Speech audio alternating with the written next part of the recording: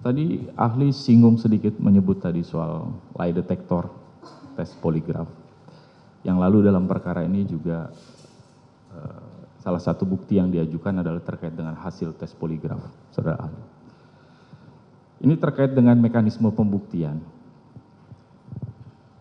Di dalam melakukan pemeriksaan, saudara ahli, ada peraturan Kapolri nomor 10 tahun 2009 yang menjelaskan mengenai persyaratan pemeriksaan pada saat proses penyidikan termasuk dalam penggunaan poligraf. Dalam salah satu ketentuan pasalnya di pasal 13 diatur bahwa tes poligraf itu harus dilakukan terhadap si terperiksa dalam keadaan bebas, tidak dalam tekanan. Kemudian harus ada pemeriksaan medisnya, juga laporan psikologisnya, baru bisa dilakukan tes. Dari proses itu, apabila proses itu tidak ditaati sesuai dengan ketentuan di peraturan Kapolri nomor 10 tahun 2009, apakah kemudian hasil poligraf bisa digunakan sebagai bukti yang sah untuk membuktikan di pengadilan? Mohon penjelasan dari ahli. Baik.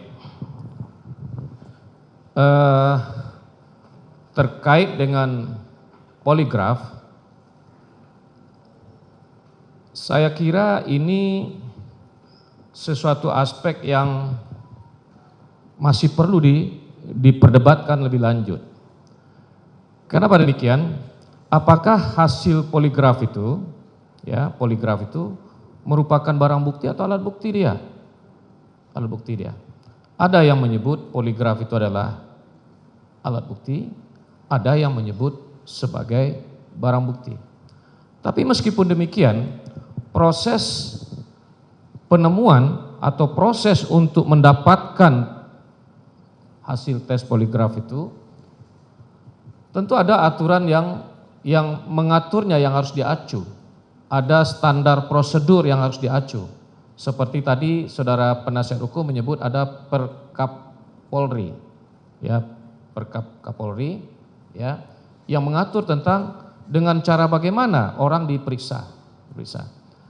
Kalau seandainya hasil yang diperoleh itu dengan cara-cara yang bertentangan dengan aturan hukum yang mengaturnya, maka tentu hasilnya itu tidak bisa diterima sebagai bukti. Kenapa demikian? Karena sesuatu yang diperoleh dengan cara-cara yang tidak benar, dengan cara-cara yang melawan hukum, maka itu tidak bisa diposisikan sebagai bukti di dalam perkara tersebut.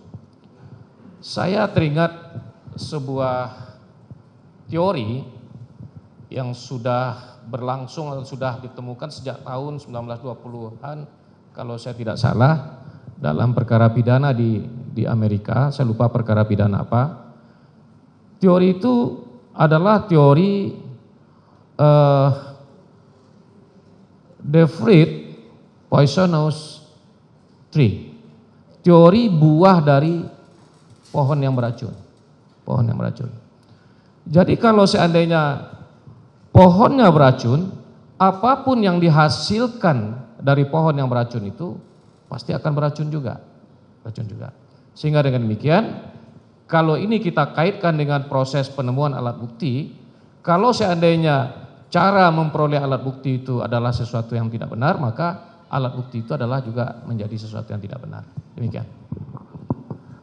Boleh dilanjutkan sedikit, Prof. Konsekuensinya apa kalau kemudian itu menjadi alat bukti yang tidak benar dalam konteks mempertimbangkan nanti dalam pemidanaan? Konsekuensinya apa ini dalam? Apakah tetap bisa digunakan atau harus dikesampingkan dari pertimbangan? Kalau itu disimpulkan sebagai sesuatu yang tidak benar karena cara memperolehnya bertentangan dengan aturan, maka tentu kalau seandainya dia diposisikan sebagai bukti, tentu dia tidak bisa diterima sebagai alat bukti yang sah. Harus dikesampingkan. Baik, terima kasih, Prof.